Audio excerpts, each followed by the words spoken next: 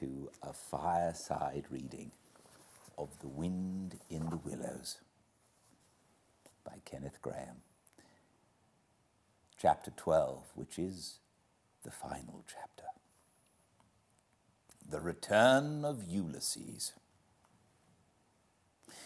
When it began to grow dark, the rat, with an air of excitement and mystery, summoned them back into the parlour, stood each of them up alongside of his little heap, and proceeded to dress them up for the coming expedition. He was very earnest and thoroughgoing about it, and the affair took quite a long time. First there was a belt to go round each animal, and then a sword to be stuck into each belt, and then a cutlass on the other side to balance it, then a pair of pistols, a policeman's truncheon, several sets of handcuffs, some bandages and sticking plaster, and a flask and a sandwich case. The badger laughed good-humouredly and said, "All right, Ratty, it amuses you and it doesn't hurt me. I'm going to do all I've got to do with this here stick." But the rat only said, "Please, Badger, you know I shouldn't like you to blame me afterwards and say I'd forgotten anything." When all was quite ready, the badger took a dark lantern in one paw, grasped his great stick with the other, and said, "Now then, follow me. Mole first, because I'm very pleased with him. Rat next. Toad last. And look here, Toady, don't you chatter so much as usual, or you'll be sent back as sure as fate."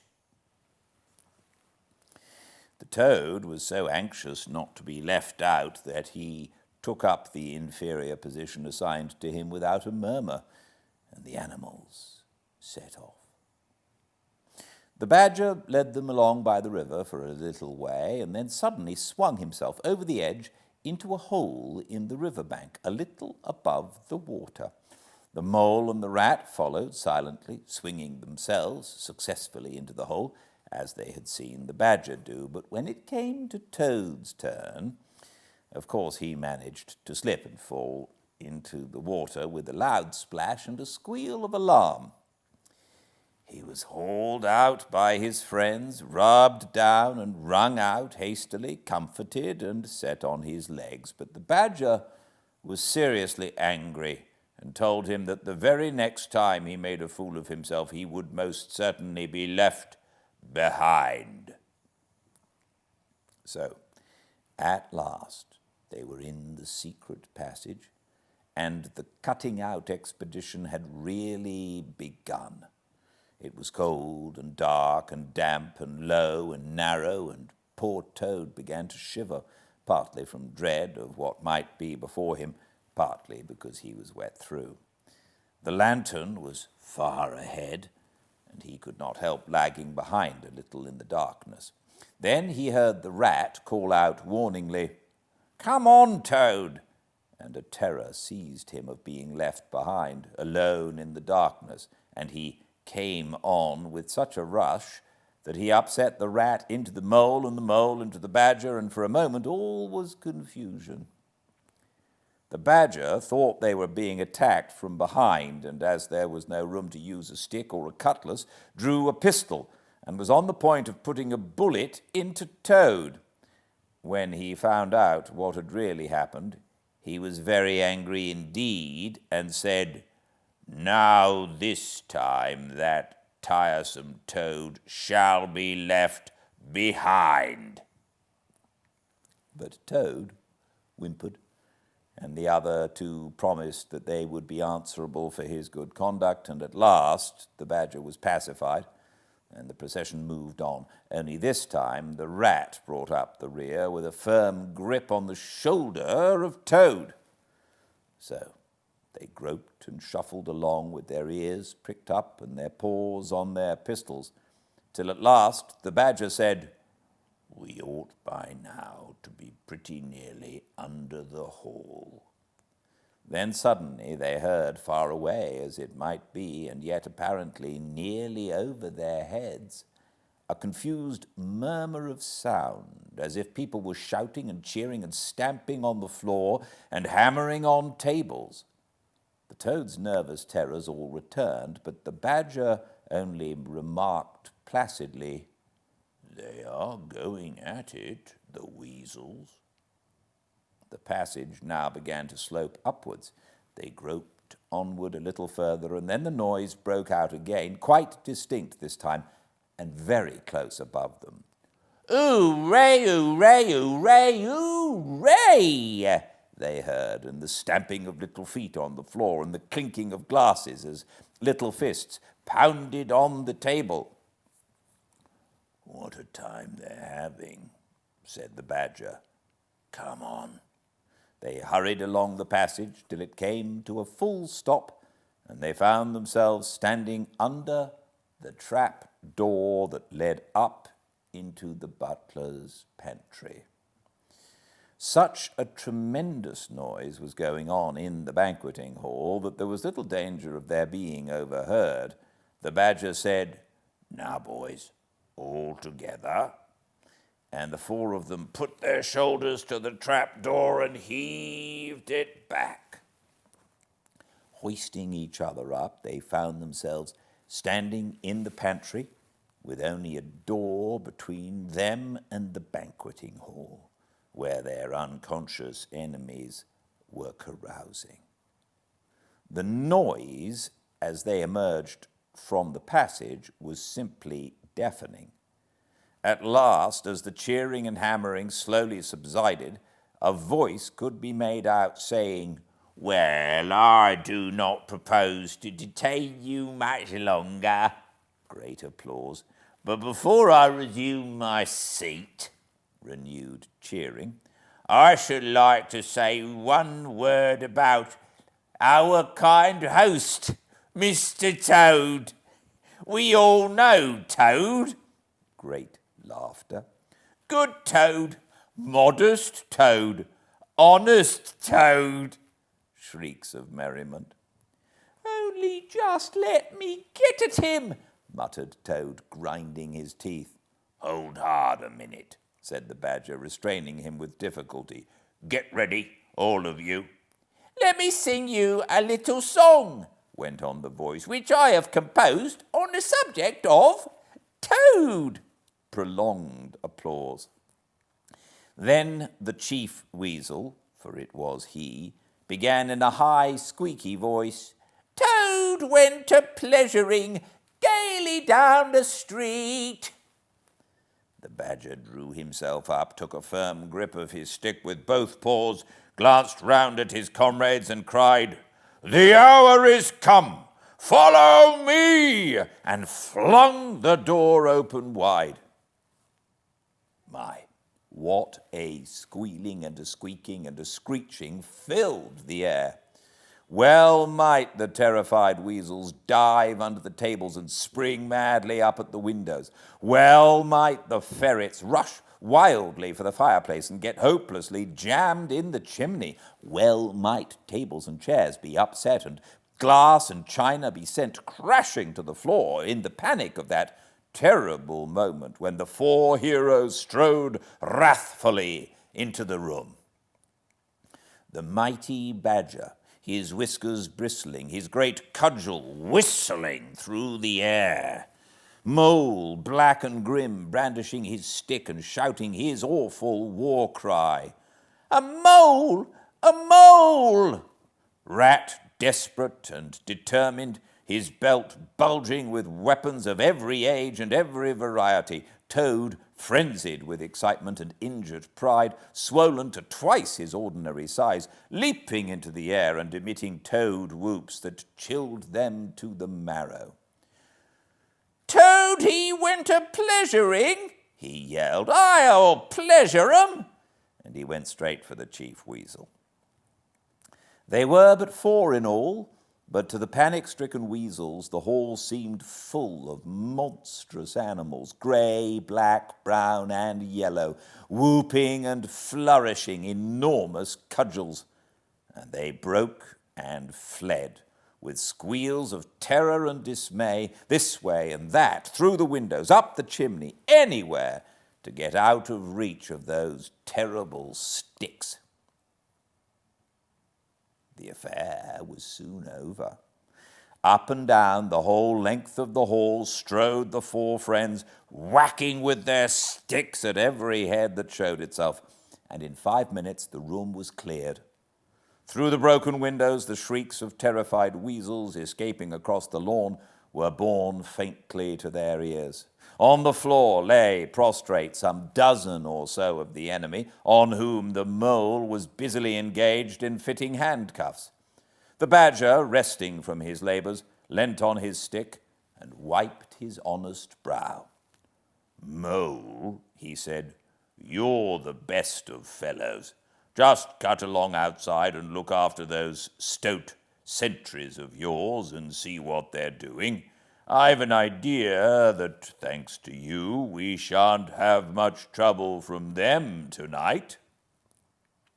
The mole vanished promptly through a window, and the badger bade the other two set a table on its legs again, pick up knives and forks and plates and glasses from the debris on the floor, and see if they could find materials for a supper.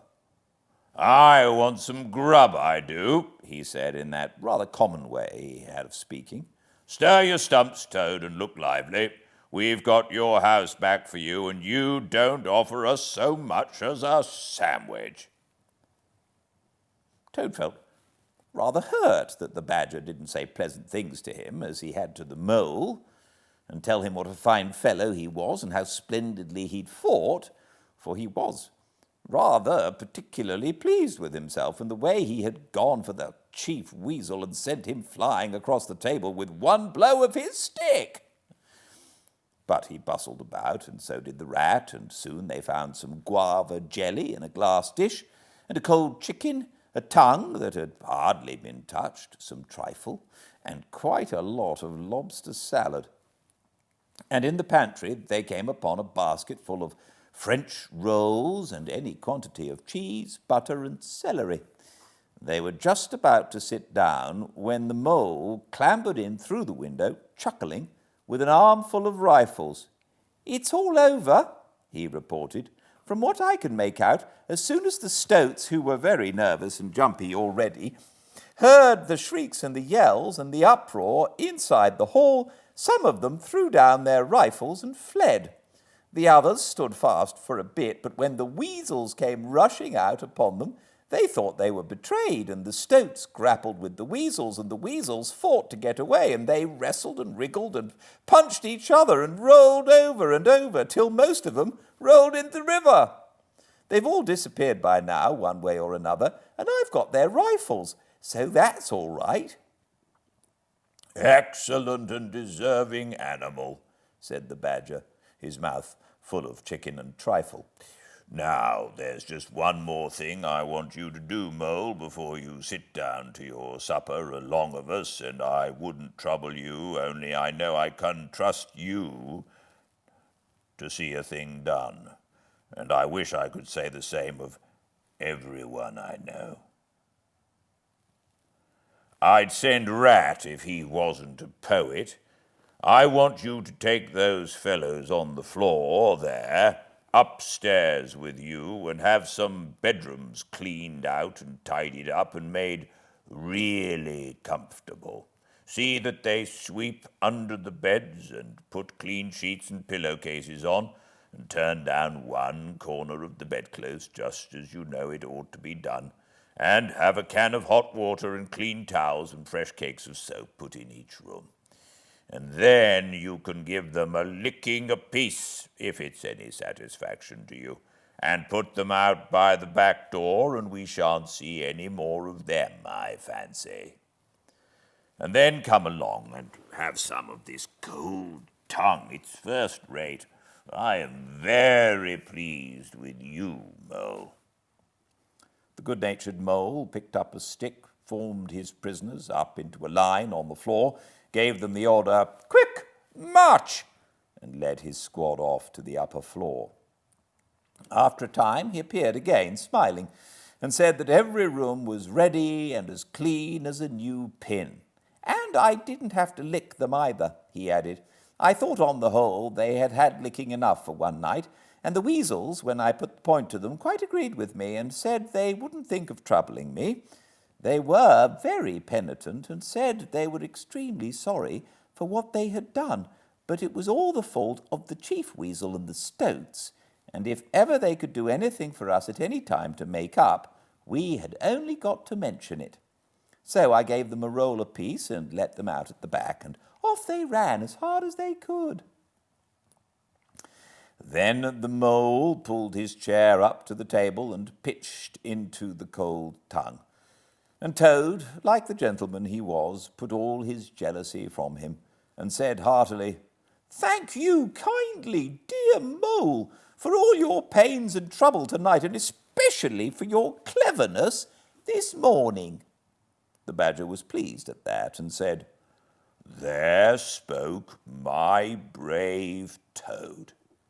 So they finished their supper in great joy and contentment, and presently retired to rest between clean sheets, safe in Toad's ancestral home, won back by matchless valour, consummate strategy, and a proper handling of sticks. The following morning, Toad, who had overslept himself as usual, came down to breakfast disgracefully late, and found on the table a certain quantity of eggshells, some fragments of cold and leathery toast, a coffee pot 3/4 empty, and really very little else, which did not tend to improve his temper, considering that, after all, it was his own house. Through the French windows of the breakfast room he could see the mole and the water rat sitting in wicker chairs out on the lawn, evidently telling each other stories, roaring with laughter and kicking their short legs up in the air. The Badger, who was in an armchair and deep in the morning paper, merely looked up and nodded when Toad entered the room. But Toad knew his man, so he sat down and made the best breakfast he could, merely observing to himself that he would get square with the others sooner or later. When he had nearly finished, the Badger looked up and remarked rather shortly, "I'm sorry, Toad, but I'm afraid there's a heavy morning's work in front of you. You see, we really ought to have a banquet at once to celebrate this affair. It's expected of you. In fact, it's the rule." "Oh, all right," said the Toad readily. "Anything to oblige. Though why on earth you should want to have a banquet in the morning I cannot understand. But you know I do not live to please myself, but merely to find out what my friends want, and then try and arrange it for 'em. You dear old Badger." "Don't pretend to be stupider than you really are," replied the Badger crossly. "And don't chuckle and splutter in your coffee while you're talking. It's not manners. What I mean is, the banquet will be at night, of course, but the invitations will have to be written and got off at once, and you've got to write 'em. Now sit down at that table, there's stacks of letter paper on it, with Toad Hall at the top in blue and gold, and write invitations to all our friends, and if you stick to it, we shall get them out before luncheon, and I'll bear a hand too and take my share of the burden. I'll order the banquet." "What?" cried Toad, dismayed. "Me stop indoors and write a lot of rotten letters on a jolly morning like this, when I want to go around my property and set everything and everybody to rights and swagger about and enjoy myself? Certainly not. I'll see you—" "Stop a minute, though. Why?" "Of course, my dear Badger. What is my pleasure or convenience compared with that of others? You wish it done, and it shall be done. Go, Badger, order the banquet, order what you like, then join our young friends outside in their innocent mirth, oblivious of me and my cares and toils. I sacrifice this fair morning on the altar of duty and friendship." The Badger looked at him very suspiciously, but Toad's frank, open countenance made it difficult to suggest any unworthy motive in this change of attitude. He quitted the room accordingly in the direction of the kitchen, and as soon as the door had closed behind him, Toad hurried to the writing table. A fine idea had occurred to him while he was talking. He would write the invitations, and he would take care to mention the leading part he had taken in the fight, and how he had laid the chief weasel flat. And he would hint at his adventures and what a career of triumph he had to tell about. And on the fly-leaf, he would set out a sort of program of entertainment for the evening, something like this, as he sketched it out in his head. Speech by Toad. There will be other speeches by Toad during the evening. Address by Toad. Synopsis, our prison system, the waterways of Old England, horse dealing and how to deal, property, its rights and its duties, back to the land, a typical English squire. Song by Toad, composed by himself. Other compositions by Toad will be sung in the course of the evening by the composer. The idea pleased him mightily, and he worked very hard and got all the letters finished by noon, at which hour it was reported to him that there was a small and rather bedraggled weasel at the door, inquiring timidly whether he could be of any service to the gentleman.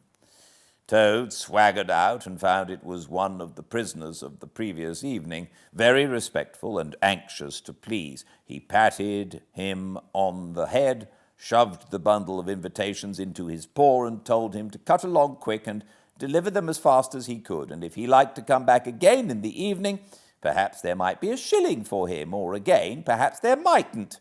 And the poor weasel seemed really quite grateful and hurried off eagerly to do his mission.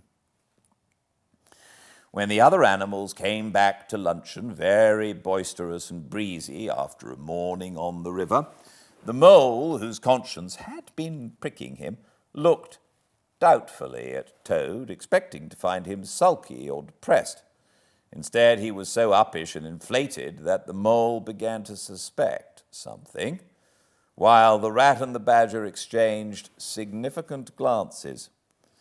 As soon as the meal was over, Toad thrust his paws deep into his trouser pockets, remarked casually, "Well, look after yourselves, you fellows. Ask for anything you want," and was swaggering off in the direction of the garden, where he wanted to think out an idea or two for his coming speeches, when the rat caught him by the arm.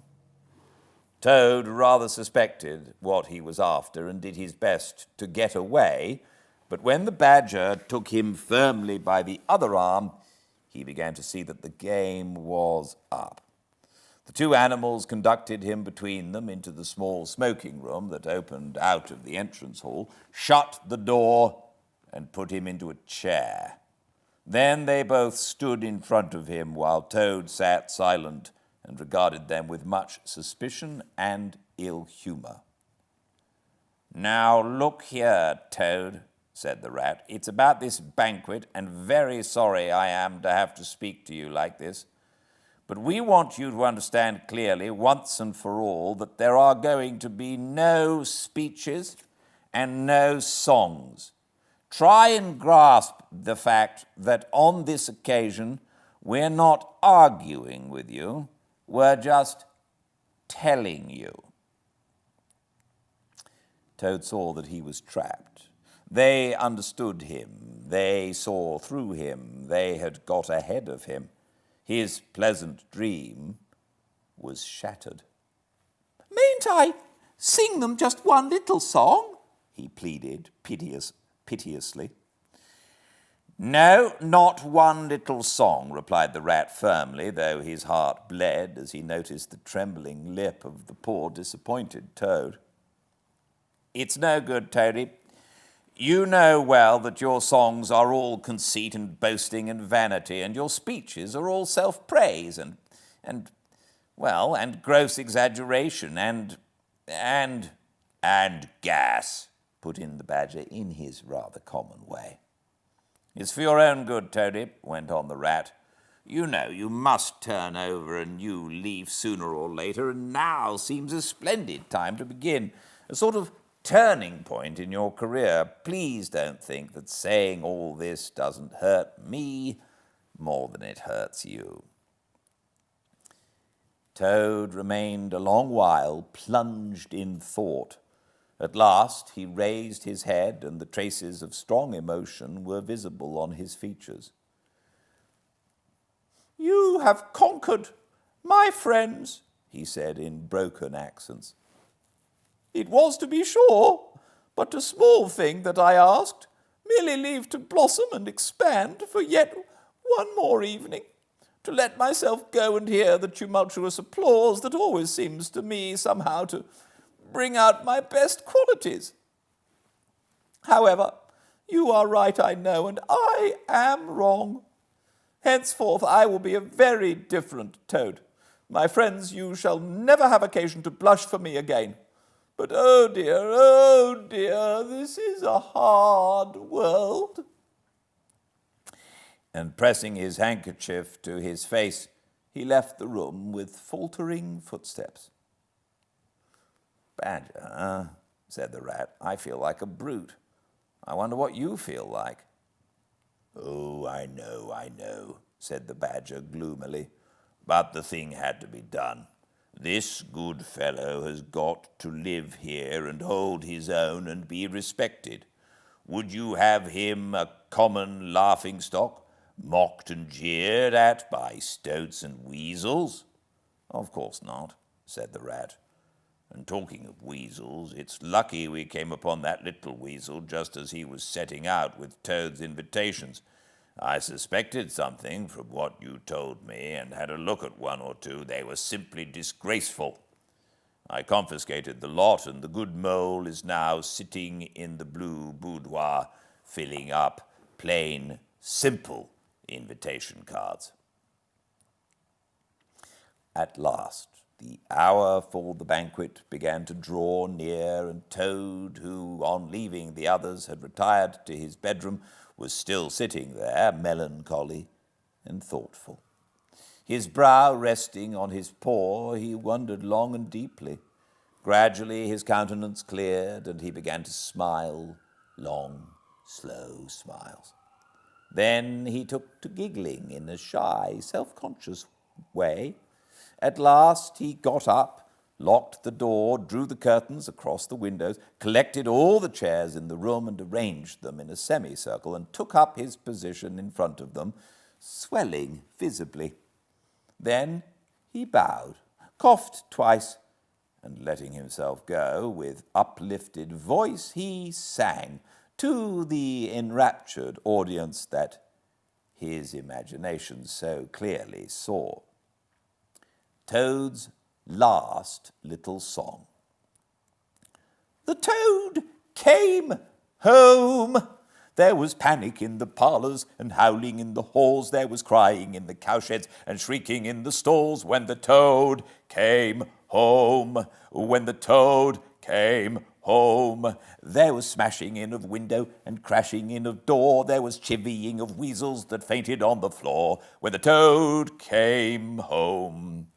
Bang go the drums, the trumpeters are tooting, and the soldiers are saluting, and the cannon they are shooting, and the motor cars are hooting. As the hero comes, shout hooray, and let each one of the crowd try and shout it very loud, in honor of an animal of whom you're justly proud, for it's Toad's great day.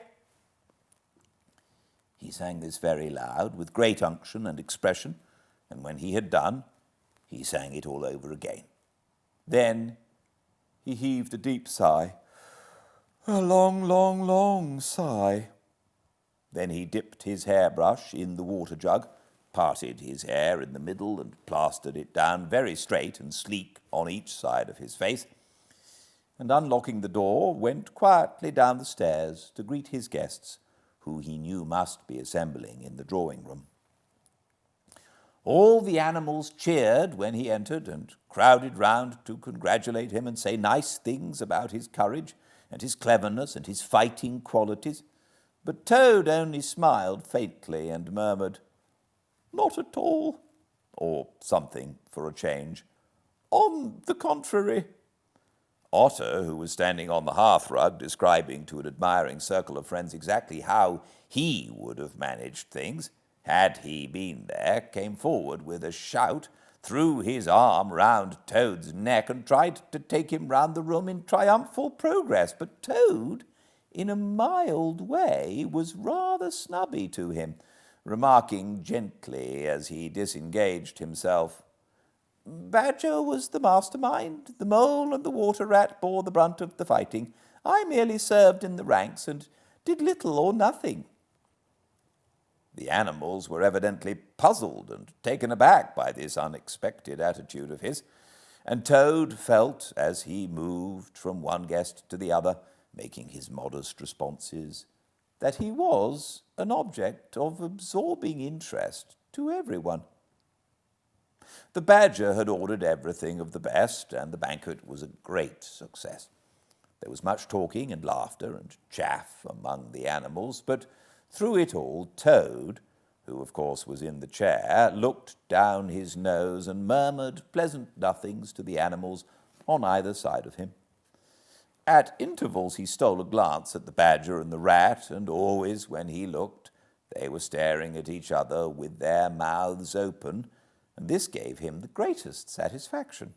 Some of the younger and livelier animals, as the evening wore on, got whispering to each other that things were not so amusing as they used to be in the good old days, and there were some knockings on the table and cries of, "Toad, speech!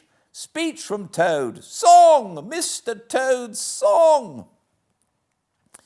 But Toad only shook his head gently, raised one paw in mild protest, and by pressing delicacies on his guests, by topical small talk, and by earnest inquiries after members of their family not yet old enough to appear at social functions, managed to convey to them that this dinner was being run on strictly conventional lines. He was indeed an altered Toad. After this climax, the four animals continued to lead their lives, so rudely broken in upon by civil war, in great joy and contentment, disturbed by further risings or invasions. Toad, after due consultation with his friends, selected a handsome gold chain and locket set with pearls, which he dispatched to the jailer's daughter, with a letter that even the Badger admitted to be modest, grateful, and appreciative. And the engine driver, in his turn, was properly thanked and compensated for all his pains and trouble. Under severe compulsion from the Badger, even the barge woman was, with some trouble, sought out, and the value of her horse discreetly made good to her, though Toad kicked terribly at this, holding himself to be an instrument of fate, sent to punish fat women with mottled arms who couldn't tell a real gentleman when they saw one. The amount involved, it was true, was not very burdensome, the gypsy's valuation being admitted by local assessors to be approximately correct. Sometimes, in the course of long summer evenings, the friends would take a stroll together in the wild wood, now successfully tamed so far as they were concerned, and it was pleasing to see how respectfully they were greeted by the inhabitants, and how the mother weasels would bring their young ones to the mouths of their holes and say, pointing, "Look, baby, there goes the great Mr. Toad, and that's the gallant water rat, a terrible fighter, walking along with him. And yonder comes the famous Mr. Mole, or whom you so often have heard your father tell." But when their infants were fractious and quite beyond control, they would quiet them by telling them how, if they didn't hush them and not fret them, the terrible grey Badger would up and get them.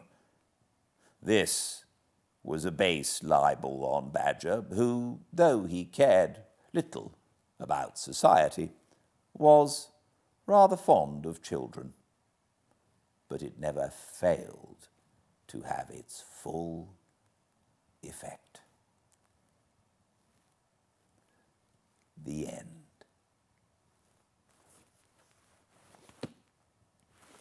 Thank you all for joining me so much. I hope you enjoyed The Wind in the Willows as much as I did. It was really fun to read it again after a long time.